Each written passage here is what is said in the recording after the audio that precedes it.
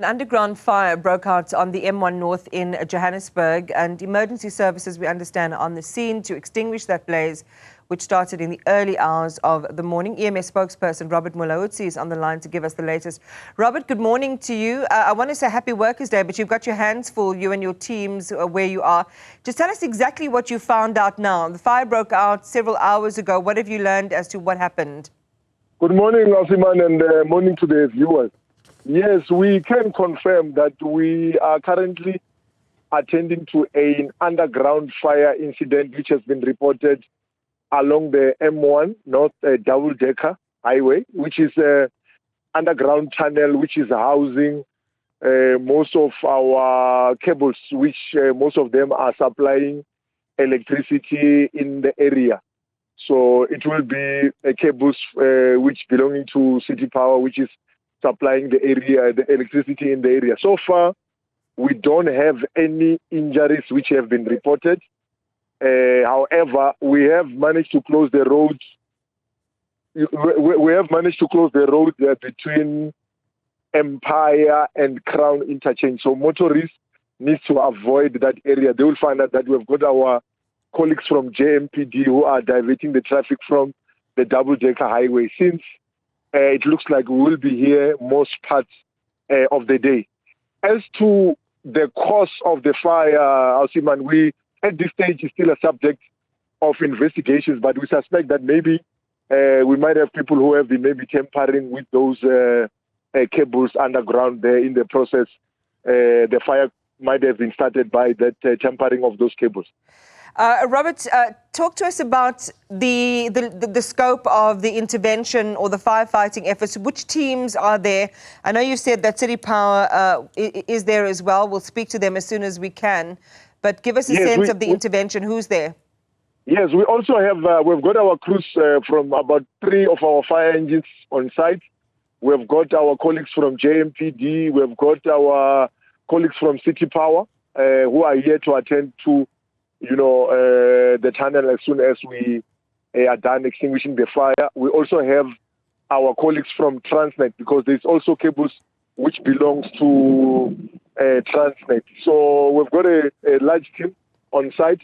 Because we were concerned about, the smoke which is coming out of the area, so we had to make sure that our colleagues from JMPD divert the traffic so that there's no interruptions, because it's right on top of the highway. The smoke is coming underground, coming up on top of the highway, which might affect the motorists who might want to drive, along the double-decker highway. Hence, the closure of the highway. So far, we don't have any injuries which have been reported along the area. So we should be able to inspect the whole tunnel, as soon as we have done extinguish the fire, just to make sure that the tunnel is much more safer for our colleagues from Transnet and City Power to start doing their work. So, Robert, the one concern we have is how interconnected a lot of the underground infrastructure is. We saw, that gas explosion, what was called a gas explosion in the Johannesburg CBD a few months ago. And concerns about, how this infrastructure kind of intersects with each other. Is there any risk of any other infrastructure, whether it's Igoli gas and others, being affected by this event? No, at this stage, we don't have any concerns in terms of, explosion, because the tunnel is actually it's mostly the cables which are burning.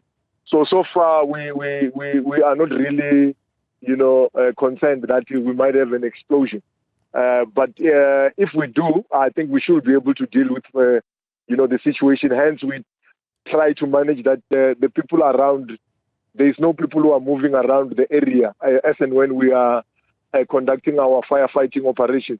Yeah. So we are sure that maybe towards by lunchtime this afternoon, we should be able to give more feedback as to, for instance, maybe the residents who are residing in the area where we are, they might be worried about, maybe they might have, electricity interruptions. I think my colleague Mangena from City Power will be able to give them feedback as to, whether these cables will affect them in terms of electricity supply in the area. So they should be able to give further feedback in terms of, electricity interruptions, if we do have any. And from our side, we should be able to give further feedback about, the progress of, our firefighting operations, which we are conducting now. Yes, we've got, I think, Isaac Mangena from City Power standing by to talk to us and to share with residents there who's affected and for how long this outage might last. Perhaps a final question, Robert, on the integrity of the infrastructure. And I'm hoping that, as well as you have always done in the past, send us some of the visuals from your line of sight as to what is happening, and we can share that with our viewers in terms of the intensity of that blaze. Is the infrastructure on that double-decker highway compromised at all? I mean, would somebody need to then inspect whether it's been affected at all? Yeah, right now, we want to reassure our residents, Iman, that we should be able to deal with the situation. So far, there is no, there's no panic. We don't have to, press that alarm now to, a panic button to our residents. I think working as a team with other city stakeholders, we should be able to deal with this kind of emergency. Maybe the concern now will be the electricity supply, which Mangena will give update about. But in terms of the life, we don't have any injuries which have been reported. And also in terms of the traffic, our colleagues from JMPD are managing it. So from where I am now, because I'm on site, I think we are managing the incident well together, as far as City of Johannesburg stakeholders who are on site now. All right, Robert Mulaudzi, thank you very much. And you and your teams be safe out there. Thank you very much for joining us and sharing with our viewers exactly what's happened. So that double-decker highway closed between Empire and the Crown Interchange on both sides, because there's that huge billowing of smoke as the emergency services and related agencies attend to this underground fire on the M1 heading north. This is the double-decker highway there, affecting some of the cables that provide electricity to residents in the area.